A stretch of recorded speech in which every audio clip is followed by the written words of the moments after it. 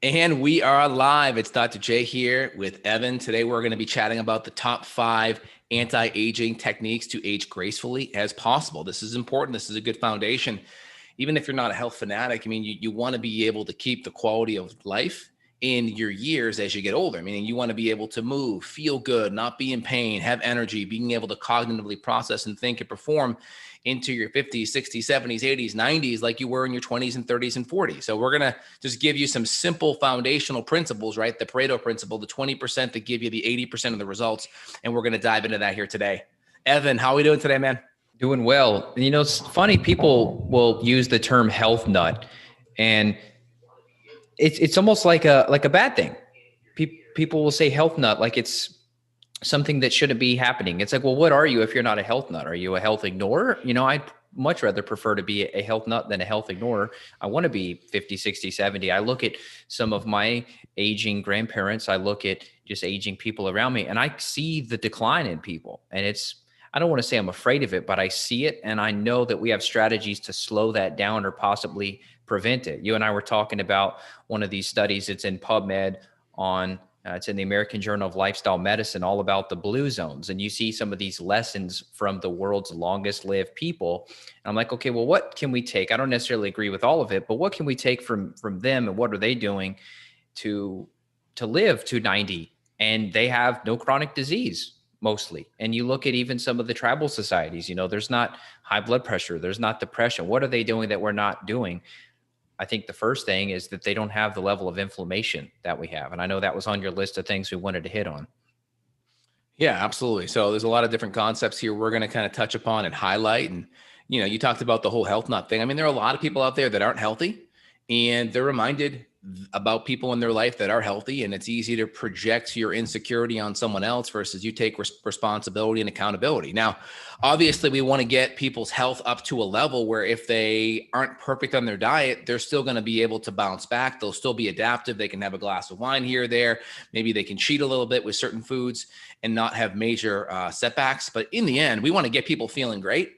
And then you get to decide as the person, you know, how good you want to feel. Some people, they come off it a little bit. They feel like crap for days, and that little treat's not worth it. Some, hey, they're not that bad and they're good in a couple hours, right? So everyone's got to feel how adaptive and responsive they are to not being 100% on. And then that's your decision. And so my goal isn't to say you should be a health nut or you should be perfect or you should do 80-20, 80% on, 20% off. My goal is to get you to feel as good as possible. And then you get to make that decision of, you know, what that in between looks like for you. Yeah. So how does inflammation factor into this? I mean, this is something people throw around. They throw around the term inflammation. I think really you got to kind of break it apart. Are you talking neuroinflammation from toxins? Are you talking like systemic inflammation that you're going to measure on blood work? Is this like bad oils, you know, junky seed oils creating inflammation? Yeah. Is this bad foods? Are these infections like Lyme creating issues with the joints? And that's inflammation there. I mean, I think the word inflammation is kind of overused and abused. So maybe you could kind of tease apart what you mean when you're thinking of this as one of the strategies to address. Absolutely. Inflammation is a term that's overused, but we're going to use it and be very specific, right? And so inflammation in general is there's a natural buildup and breakdown of the body. Inflammation, when inflammation starts to go out of control, usually there's an excessive breakdown to the body compared to the build up of the body. All right. And so in general, you have certain hormones that help your body deal with inflammation and recover and build up. And then you have the different breakdown of the body, things like cortisol, adrenaline, different catecholamines, different.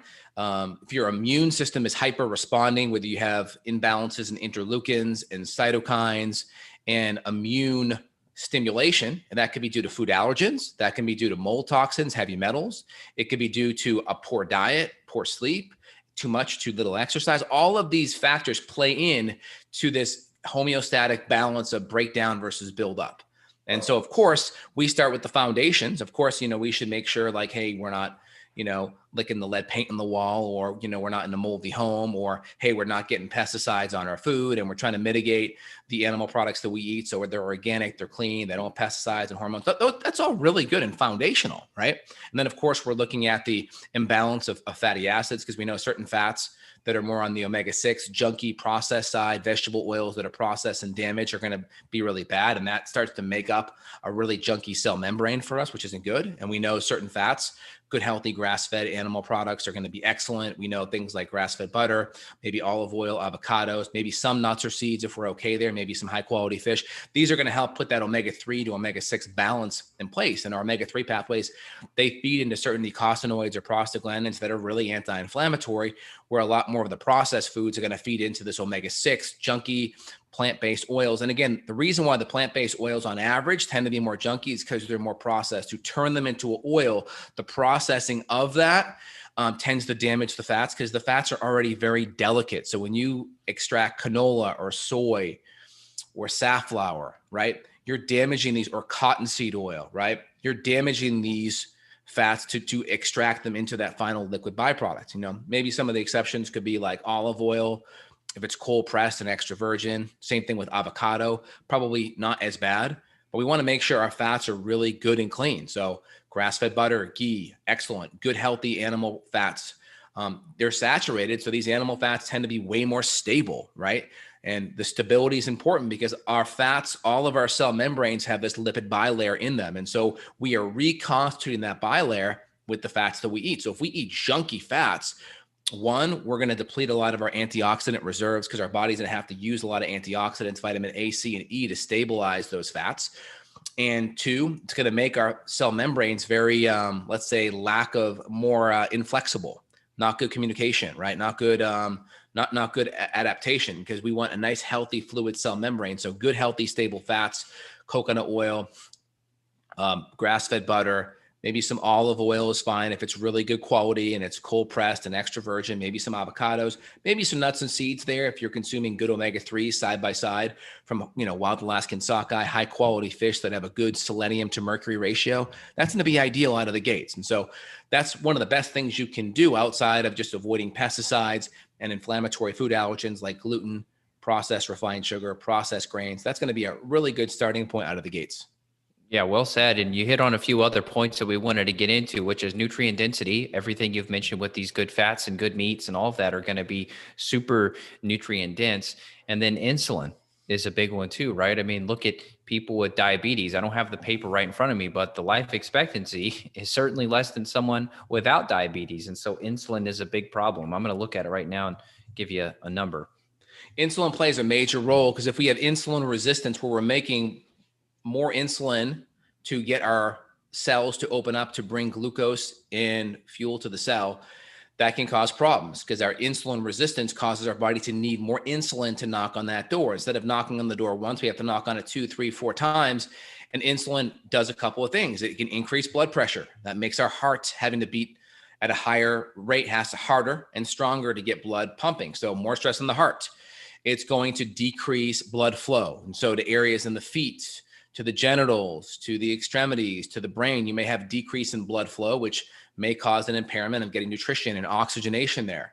Obviously, it can create oxidative stress on all of our little proteins, all of our little vasculature in the body, because the more you sugarcoat proteins in the body, whether it's our eye vessels, whether it's fingers, toes, that creates oxidative stress because of glycation, right? So think of the creme brulee at the steakhouse. They take the blowtorch over it, right? And it starts to brown on top. That's glycation, right? That sugar coating is oxidizing from that flame. That happens in our body.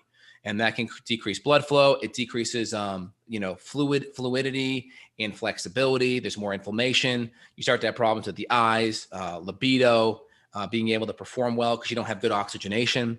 And then, of course, you're depleting a lot of your antioxidant reserves, because now there's so much oxidative stress from this glycation that's happening, right? Your body has to use a lot of antioxidants from the food to stabilize all these cells because of all the free radical stress that's happening. Yeah, it depends on which paper. There were like 3 different ones I was looking at. One was talking about 5-year reduction in life expectancy with diabetes. Another was talking 8 years. Another was talking 10. So I guess it depends. And of course, type 1 and type 2 are different. But in general, I mean, we know that this is it's a comorbidity with a lot of issues we're seeing now too. So this is not, if you can avoid it, obviously type 1, some would argue, is out of your control, but type 2, you certainly have control over that, and you can prevent that and reverse it. Yeah, type 1 is still in your control. I mean, I guess the part of that that's the hardest is most people that are affected by that are kids.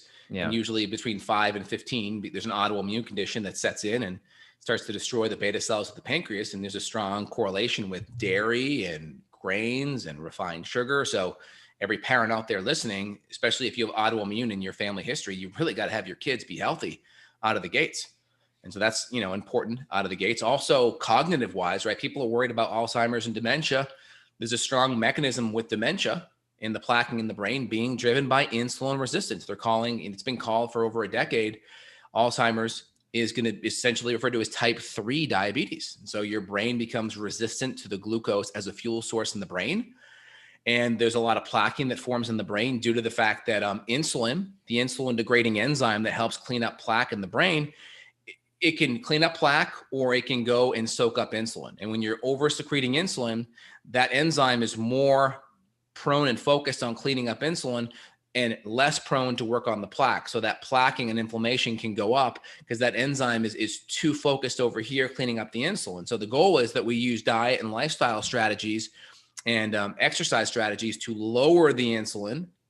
And then that's insulin degrading enzyme has more allocation to go after and clean up the plaque in the brain.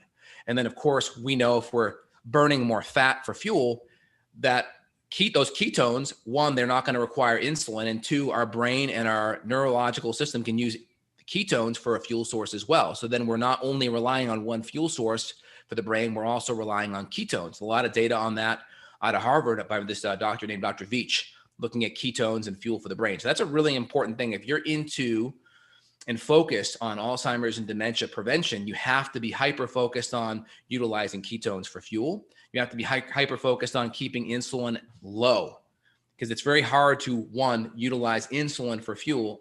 Very hard to utilize ketones for fuel if your insulin levels are high. High levels of insulin prevent your body from burning fat. Ketones, a fat byproduct, right? Free fatty acid, glycerol, ketone metabolites. You break that down. You need nice low insulin levels to break that down, and then you can start burning it. What about people like eating a donut and then they go take exogenous ketones? That may be palliative from a cognitive kind of boost standpoint. Like I'm going to study for something for an hour or two or read this book and really be into it, but that's not fixing the underlying issue. You need to shift your hormones so you can be in a overall fat burning state. So you need to increase things like hormone sensitive lipase, and you need to decrease insulin. Those are on opposite seesaws. So to get hormone sensitive lipase, these are fat digesting, fat breaking down enzymes. To increase those, you have to drop insulin low to do that. Yeah, and again, when you drop insulin low, it's not just about restricting carbohydrates. This is kind of where the carbohydrate thesis kind of goes out the window, is you can still increase insulin and blood sugar by eating inflammatory foods. So if you're getting exposed to mold, for instance, that could still increase cortisol and get your blood sugar higher without actually consuming glucose or carbohydrate rich food. So you could have mold coming in, you could have heavy metals coming in, you could just be eating soy protein or artificial sweeteners that may not necessarily impact your blood sugar directly, but they could be having a hormonal influence, pushing that blood sugar out of balance. Of course, the hormones in the food, right? The pesticides in food, all these things can play a role. So it's not just the macros, it's the macros, but also the quality of those macros. And again, keep it simple, right? Old foods don't cause new disease. If you're consuming grass-fed butter and you have a serious dairy issue, that could be a problem too. So you got to look at the whole picture: food quality, micro and macronutrients, and the toxins that could be in those food, and the food allergy component. Yeah, well said. It shouldn't be that revolutionary, but what you're saying is revolutionary because you still have very, very influential bodybuilders that are in that mainstream mindset still. Well, they'll post a picture of a cheat meal and it's literally like, hey, I'm going to go eat a dozen donuts. And then they're promoting this exogenous ketone supplement. It just drives me nuts to see that. You're going to save so much more money, by the way, too. Ketones are something that you and I do have, and I have sold professional ketones to clients to help them. But man, it's so much easier and essentially free to make your own ketones. Yeah. And if you want to do it with these healthy diet and lifestyle strategies, that's fine. Also, you have people that have these so-called cheat days. A lot of books having these cheat days. Is a cheat day worth it if it takes you 4 days to recover? What about the immune response? I mean, some would argue the immune response of antibodies for your thyroid could be months. Yeah. And then there's that. I have Hashimoto's, right? I keep my antibodies virtually non-existent by doing healthy things. There's some data, if you look at it, that your antibodies can be up for months. And so you have to acknowledge that as well. And so, yeah, you got to know where you're at. So don't listen to these people that say, don't cheat, that you cheat, live life, this and that. Well, it depends where you're at and how how negatively impact I'm going to be for months later. And honestly, there's a lot of healthy cheats out there, right? There's a lot of healthy grain-free, gluten-free cheat options. So if you really want to cheat, it's not an all or nothing thing. There's some in-between mitigation tools that you can utilize by choosing healthier options, and also by utilizing more enzymes, activated charcoal, glutathione, extra things that are very helpful. Totally. I know we want to get into sleep. That's one of the next on the list, but just want to mention something we were looking at here earlier, which was hyperbaric oxygen. And this is pretty cool. There was clinical trials done on hyperbaric oxygen and how it was actually reversing two of the biological processes associated with aging in human cells. That was the title of it. And long story short, they found that it was very, very protective, neuroprotective. You can really, really support the brain. We've seen massive reversal of traumatic brain injury. And you've seen a lot of that in the NFL, for example, people doing hyperbaric oxygen to reverse brain injury. So I know it's a little bit of a tangent, but I just think it's a cool strategy that you could and should look into if you are having some cognitive decline. Maybe for a long time you've had high insulin and maybe your brain has suffered. Maybe you're considering the possibility of early dementia or Alzheimer's type symptoms. Hyperbaric is something that's been shown to really, really help blunt the effects of the damage to the brain. I've done hyperbaric. It was amazing for me. Even just my first session, my toes got so warm. And I've had poor blood flow issues as long as I could remember as a kid. Maybe mold or infections drove my hypercoagulability, they call it, more of a thickening blood. So I do enzymes to help. But man, I tell you, the hyperbaric, whoa, it warmed me up so much. So this is a really, really cool tool. If I was an NFL athlete, I would be sleeping in one of these at least half the week. I imagine probably some of the better ones are. Totally. Because the inflammation, the generation that's happening, you really have to work on the repair side of that equation for sure. Yeah. And that's a good tool. It's a good palliative tool for sure. Yeah. All right. You want to hit on sleep? Let's do it. So sleep's important, right? We are going to make specific neuropeptides that help repair brain, cognitive, body, right? Growth hormone, physical structure. So of course, getting to bed matters. Getting to bed before midnight matters. Sleeping 7 to 8 hours matters. That's going to help with repair. Getting to bed before midnight really taps into that growth hormone that peaks between 10 p.m. and 2 a.m., which helps repair your body. A lot of neurogenic repair as you start to help your neurotransmitters, serotonin, dopamine, GABA, repair, regenerate, help your body deal with stress, think, help a lot of the inflammation in the brain repair and recover overnight. And so sleep is really important. Again, inflammation affects sleep, blood sugar affects sleep, and adequate levels of magnesium and amino acids that become the building blocks of melatonin play a big role with sleep. So if we're not getting enough good proteins, that's a problem. If we're not digesting those proteins, that's a problem. Infections can affect that. Not enough HCl, not enough enzyme. Just a poor diet can cause that. Too much carbs create blood sugar swings, and that can cause increases in cortisol. And cortisol and melatonin are on an opposite rhythm. So as cortisol goes up, melatonin goes down. So if you're doing things that affect your cortisol, you may have low melatonin. Low melatonin will be harder to get into those deeper phases of sleep where a lot of repair and regeneration happen. Yeah, my first book was on sleep. It was called REM Rehab. I still sell it, although I don't promote it much. And it was all because I suffered significantly from sleep issues after coming off third shift to pay for college. It was totally. Oh man, my sleep was a wreck. I mean, I would work from 11 p.m. to 5 a.m. I would sleep all day. My circadian rhythm was wrecked. And in the process, my gut was wrecked too. So I kind of covered the impact of the cortisol and the melatonin rhythm. If that's screwed up, your gut can be screwed up too. There's a circadian rhythm to detoxification. There's a circadian rhythm to gut motility. And all that was messed up when you're working night shift or when you're working swing shift. There's nurses, several studies on night shift nurses having a massive increase in breast cancer.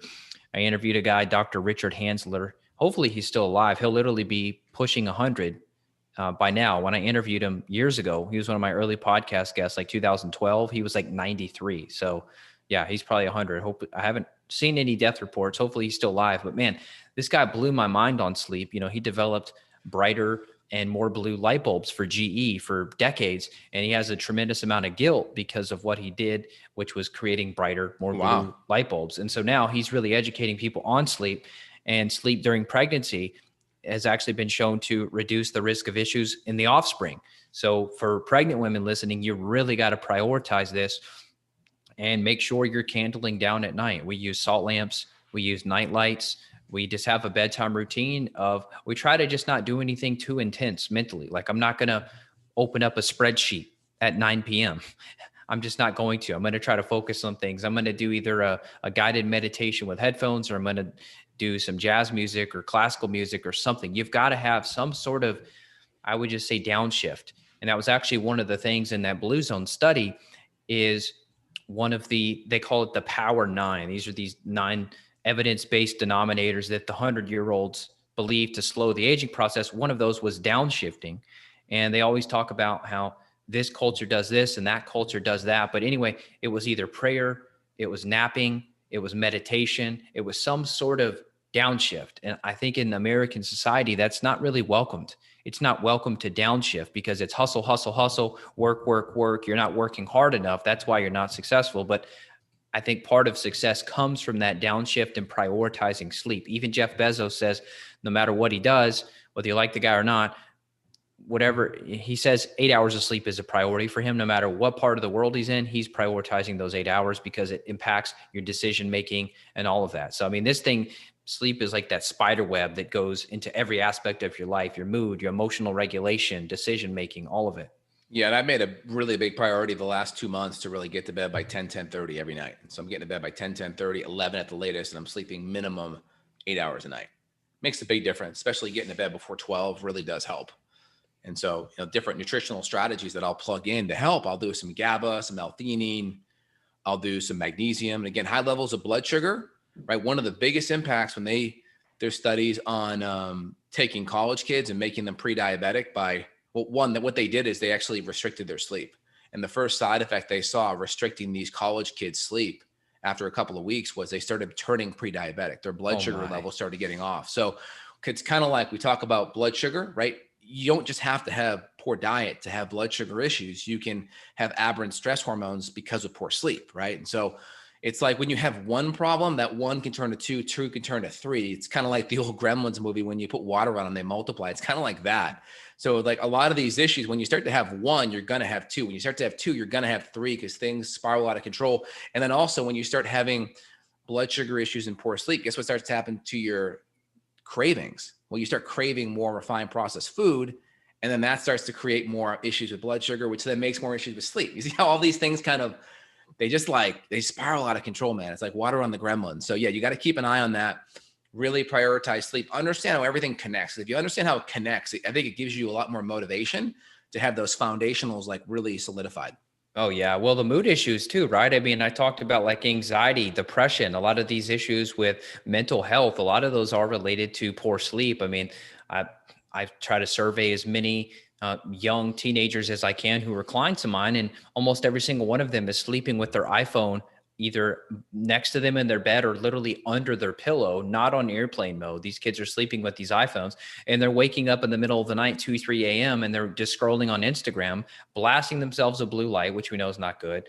They're getting hit with the radiation every 2 seconds from the cell phone connecting to the cell tower. So, I mean, I think you really, really have to prioritize this, because let's say now you're anxious, you're depressed, and like you mentioned, you're fatigued. So maybe you go for like caffeine with sugar. Now you screw up your blood sugar even more. You're on the cortisol roller coaster.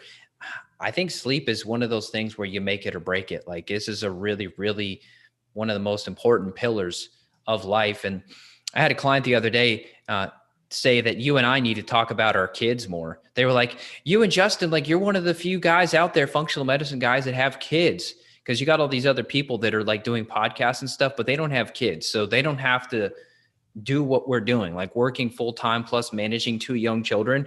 They were saying it's an incredible feat and we need to like brag about it, I guess, but they also want us to just share more. And I think for you, I'm glad that you're getting to bed earlier, because when you got 2 kids, you kind of have to, because the kids are up so early in the morning that if you're not getting that 10:30 bedtime, you're going to be sabotaged, because 7 a.m. comes around. Those kids are going to be up. Daddy, where's breakfast? Oh yeah. I mean, we're blessed. I think both of us are blessed in that way that we're able to do well enough where our wives can stay at home full time. And my wife already had a very long career and is essentially retired already. So she's already been there, done that at a C-level, executive level. And it's like, all right, she's ready for the mom life. But man, if there wasn't someone to be there at home full time, it'd be a lot harder, just because there's a lot of stuff always going on. It helps to have someone there. Not everyone's in that position. So if you can set yourself up from a family life to be in that position, that's great. If you can't, we just got to play the best hand that we have, right? But at least, things that have helped us over the years when we have been more busier is if you can go find pre-made meal service, that's great. Or if you can kind of cook some of your meals more in bulk, or you can get really good at doing an instant pot meal where you have the food just thrown in there and you cooked in 30 minutes while everyone's getting ready or showering or bathing at night. And then you have a nice meal while everyone's getting cleaned up. You have that meal cooking, right? So just try to find strategies that are, I call them net time, right? There's no extra time to do it because you're already doing something else you have to do anyway. So you just got to try to plug those things into your schedule if these habits are really tough to kind of utilize, and just get a habit going on these things. So like we have habitual things dialed in where we're doing magnesium and GABA or theanine before bed if we need it, or we already have the habit of having the low blue light night bulbs in everyone's room that needs a night light. My kids are a little bit younger, so they need that a little bit. If we do too dark, they actually wake up in the middle of the night. So we do the low blue light night bulbs. That's helpful. And then having the good air filtration and keeping everything clean, keeping the temperature really good for optimal deep sleep, right around 69, 70 degrees. So doing all those little strategies can help. And obviously the diet stuff too.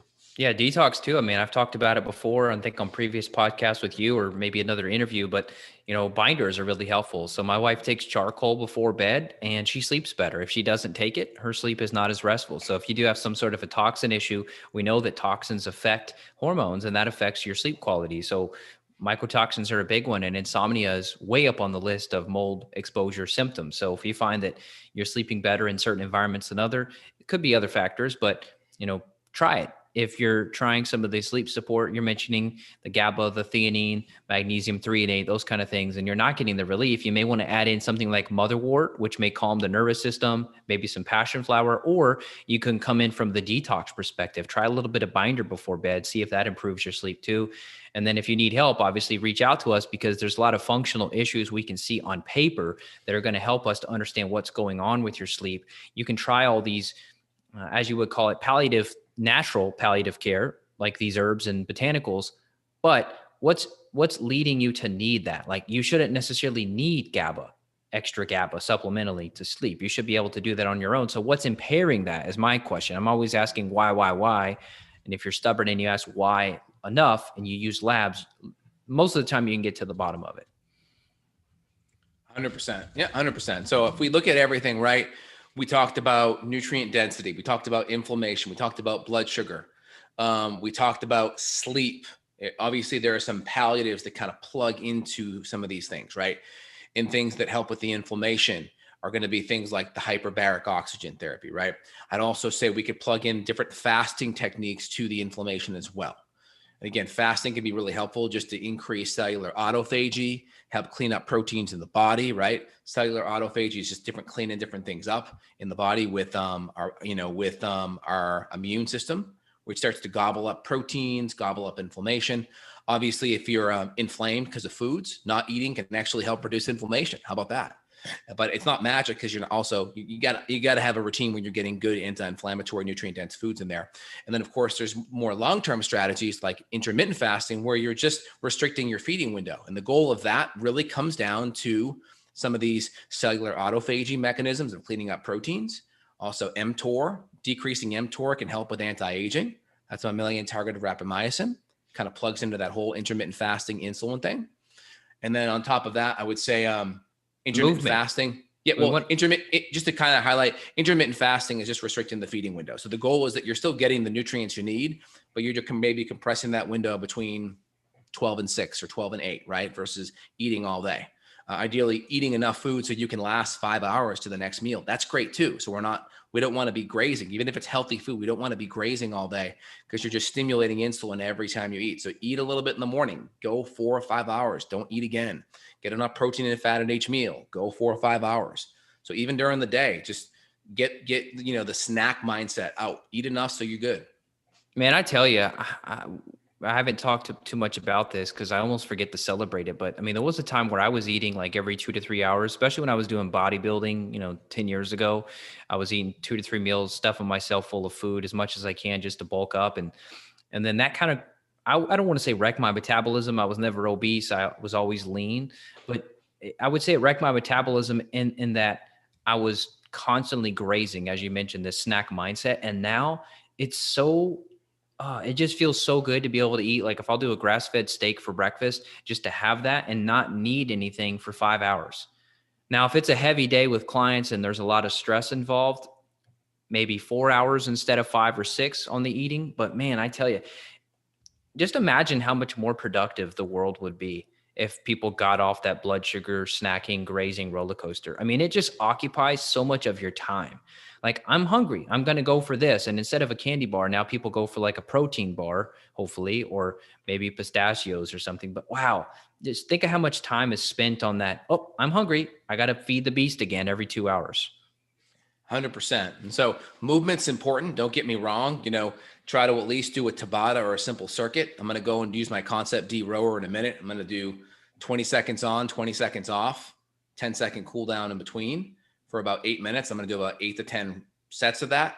What do you put it on? I'm glad you finally got your rower. What do you have the one, it's got the little like triangle, like 1 to 10, right? What do you put? Yeah, I think I have it on between 7 and 8. Okay. Yeah. I like a little heavy too. Yeah. I like a little more resistance so I can go. I mean, I like rowers just because one, you're getting the lower body in, you're using, that their hamstring muscles to kind of curl and bring the seat back down. And then I like the fact that you're bringing your body more into extension like this, where, we're just naturally typing all day. So I want to really get into extension, really work on my posture there and be able to go hard. Where if you're like, elliptical, or if you're biking, you're kind of like in this flex position. I want to be really extended.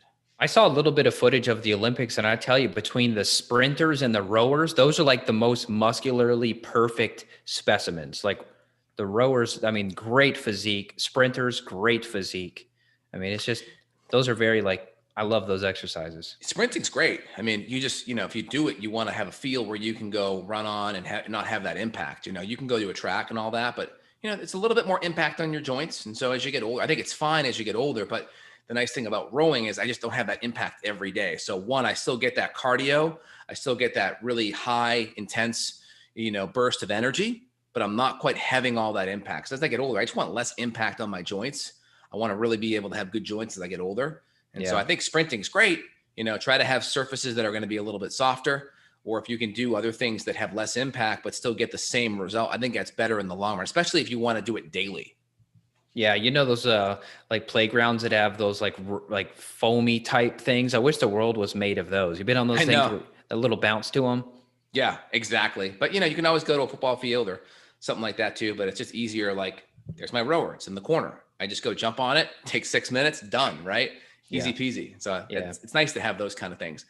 And so for anyone listening, you can get a rower like that. That's something really easy. You can do a Tabata or some type of peak 8 interval thing. That's the easiest thing out of the gates, because that's 5 to 10 minutes a day max. And so then do that. And then if you want to pick, I recommend, pick 3 or 4 movements a day, whether it's a push or pull or a twist or a bend, and then just do 2 or 3 sets of that. And so an easy thing to have in your office, have a kettlebell in your office, have some push-up bars. Those are easy things. It's so easy. It's so easy not to exercise in the modern world. Like if you think about how easy it is to just go out of your house, 2 steps into your car, take it to the office.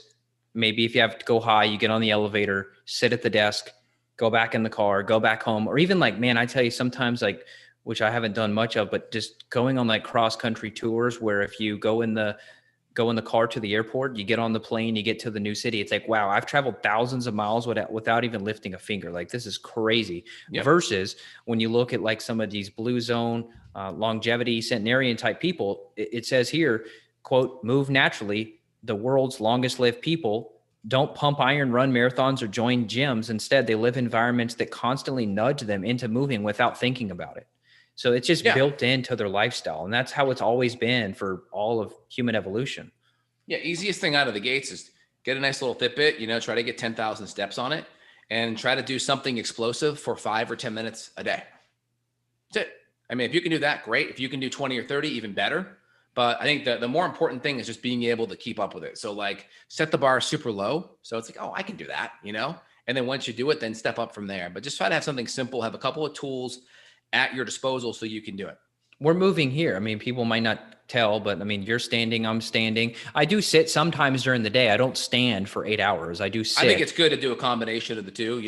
You can do a third, a third, a third. So I'll stand, I'll walk, I'll bike, and I'll sit during the day I'll all try to throughout the day. move. Yeah. I mean, even sometimes I'll put my desk on the lower setting. If I'm on a call, I'll put the desk on the lowest setting to where I can even go onto a knee and just stretch. And I can just stretch out even on a knee like that. And then I'll Yeah. be able to sit, stand. So I think it's important. I mean, I'm not saying that a desk is an optimal job, no matter if you're standing or not. You're still looking at a screen. It's still unnatural. But I think there's ways that you can mitigate it. And I do try to balance out screen time versus looking into the distance. I mean, there's a lot of studies on like the myopia that's taken over. Like I think it's something crazy, like 95% of children in China have the nearsightedness now. They really can't see far distances, the myopia.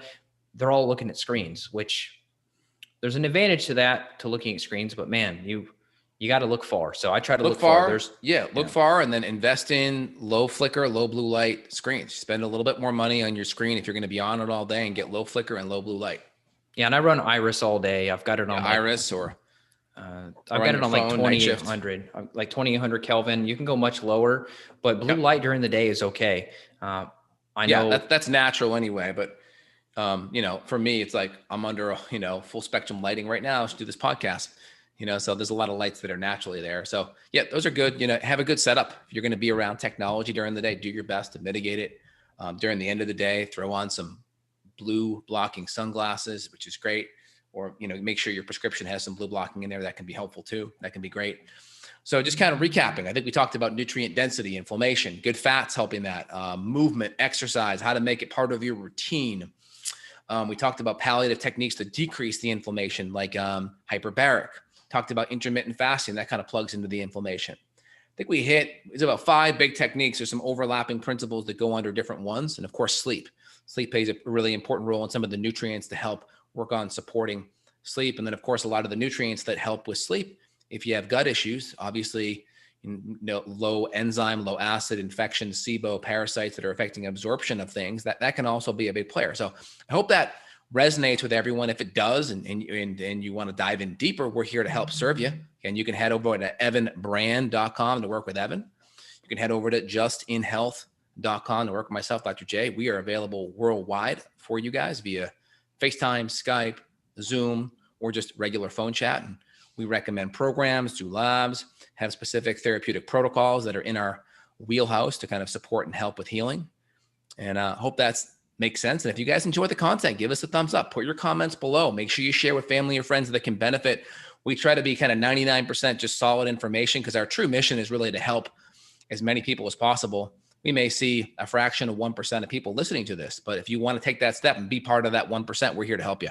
Absolutely. Yeah. Well said. And thanks for mentioning the links. And then we could always do part 2. I mean, there's a social aspect to this too. Yes. I mean, social isolation, loneliness, it's the new smoking, I mean, there's a lot of other part 2, part 3s on this, but I think this is a good summary for people to dive in. So like Justin said, if you need help, reach out, justinhealth.com or evanbrand.com. We're here for you, and we'll be in touch next week.